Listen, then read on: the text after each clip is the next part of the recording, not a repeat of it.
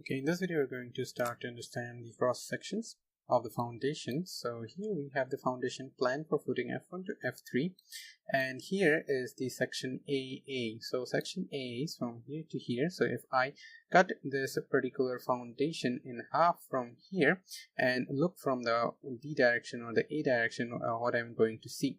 So since it is cut from A, so that means that after cutting it, we'll be looking at it by standing at the B location right over here.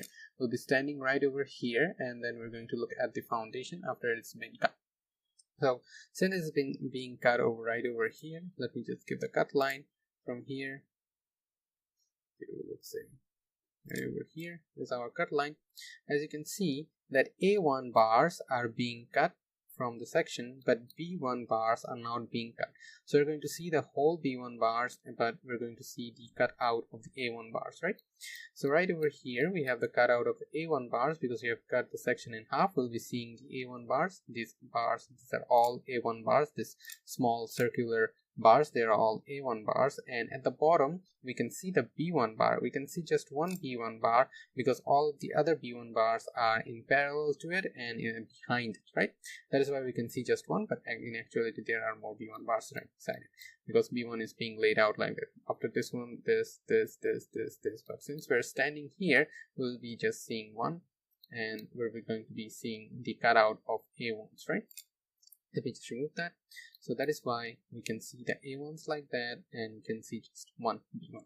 Now if you come to the cross section, we'll understand a bit more about our foundation. So at first soil is excavated, right after soil excavation, and there is the 6-inch or the 3-inch compacted sand layer placed right below the foundation so that it gives support to the foundation.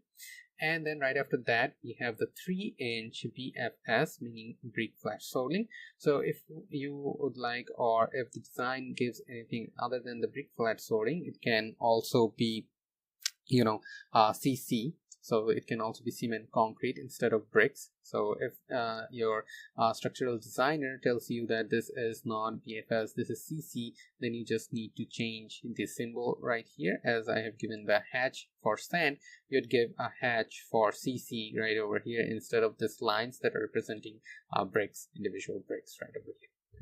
Okay, right after that we have a 3-inch clear cover. So that is also going to be specified by the structural designer. If he says that no, this is not a 3-inch clear cover, this is a 4-inch clear cover or a lesser clear cover, you just do a double click here and then edit it out. So you just need to make this template once, and then you don't need to draw again and again. You just need to edit it out from the schedule of footings. Okay. So right after the clear cover, we have the B1 bars that are specified, that are shown right here, and which were specified right here. Okay, using that specification, we're just going to call this B1 bars, and whoever is working in the field, they'll know here we have just written out B1. We didn't say what B1 is, so they're going to see, okay, this is B1, let's see what B1 is. They're going to come over here and see, okay, B1 is this, and this is the spacing, how it should be done. All right. Okay, right after that you can see that the clear cover is also beneath the ground floor. This is the clear cover for the column, as we have learned from the column schedule. If you come over right over here, there you go, below ground floor, the clear cover becomes 3 inches clear cover here. That's the 3-inch clear cover that we are seeing right over here. That's the 3-inch clear cover right over there. Okay, and these are the stirrups of below ground floor column. This is the stirrup specification right over here. You can just change it out from your structural designer, whatever the structural designer suggests, or you can come over here, and if you find some information from here, you can use that information as well. Okay, for example, if you come right over here, you'll see it says D10 tie and 444 CC. So you take the information from there. You come right over here, and then you lay out the information right over there. And right here is the grade beam. You can see the grade beam here. We have done the grade beam layout plan. If you remember, let's see, where is our grade beam layout plan? There you go. These are the grade beams. So here is the grade beam. There you go, that's the grade beam level. And wherever the grade beam is, at the top of the grade beam is our existing ground level, and on top of that is the plinth level. We're going to go into detail about the existing ground level, plinth level, and this height in the later video. So right over here is the 1.5 clear cover. So this 1.5 clear cover is for the columns that is not below ground level, right?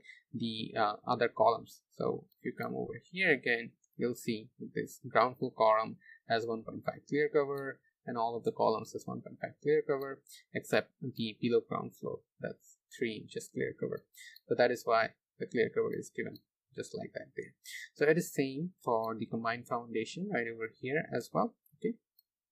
All right, and I've already talked about the A1, B1 and how the A1, B1s are laid out. This is the plan view for A1, B1. This is the specification for A1, B1 and A2, B2.